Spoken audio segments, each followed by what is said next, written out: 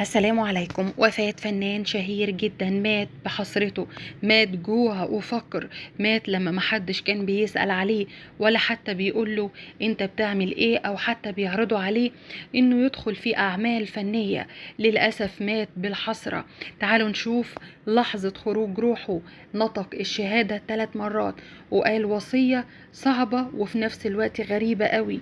فنان شهير من جيل الزمن الجميل، فنان الكل كان بيحبه وفعلا الجمهور كان بيسأل عليه، ولكن الممثلين والوسط الفني معظمه قذر إلا من رحم ربي طبعا. تعالوا نشوف قصته ونشوف حكايته وإيه آخر أمنية طلبها وللأسف ما تنفذتش.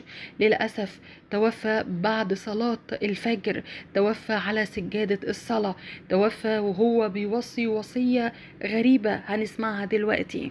في البداية يا ريت كلنا نوحد الله ونصلي على نبينا عليه أفضل الصلاة والسلام. هذا الفنان من جيل الزمن الجميل توفي عن عمر يناهز 73 سنة، اصاب بجلطة بالمخ رحمة الله عليه. ربنا طبعا يرحمه ويثبته عند السؤال. ولكن الحكاية كلها ان الفنانين كلهم ما كانوش بيسألوا عليه، وهو ده كان مأثر في نفسيته جدا وبيقول ليه محدش بيسأل عليا؟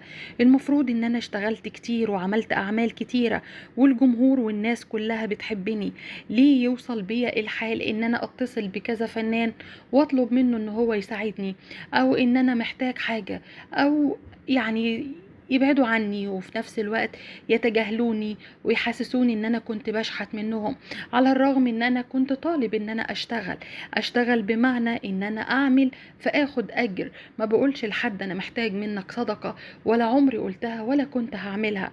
توفي طبعا بعد صلاة الفجر وزوجته طلبت للدعاء وقالت ان هو نطق الشهادة 3 مرات، ولكن اوصى وصية غريبة جدا جدا وقال انا يمكن مش حلت فلوس كتير، بس انا مش عايز يبقى في عزا كبير وكده، انا عايز بعض الفلوس دي تتبرعي بيها وتوزعيها طبعا كصدقات على بعض الناس اللي احنا عارفين ان هم محتاجين جدا جدا خلال الفترة الاخيرة. الفنان المصري الراحل تعرض مؤخرا لجلطة في المخ ونتجت عن تعب شديد، يعني بقى في اصابة بشكل مفاجئ، وبعد اجراء الفحوصات الطبية اكتشف اصابته بها. هذا الفنان هو أشهر طفل في السينما المصرية، حيث شارك في عديد من الأعمال السينمائية خلال طفولته، منها سر طاقية الإخفاء عام 1959 مع الفنان الراحل عبد المنعم إبراهيم، وفيلم إشاعة حب 1960 بطولة الفنان الراحل عمر الشريف، وفيلم معبودة الجماهير عام 1967 بطولة المطرب عبد الحليم حافظ.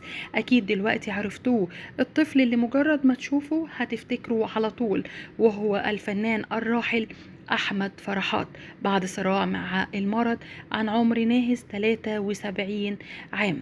يمكن آخر لقاء تلفزيوني ليه قبل رحيله قال أكتر حاجة مزعلاني إن بسبب الهرمونات فأنا ما عنديش أولاد، رغم إن أنا اتجوزت 3 مرات عشان كان نفسي أخلف، لكن للأسف ما حصلش نصيب.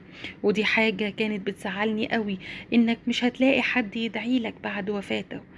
ياريت تدعوله لو سمحت.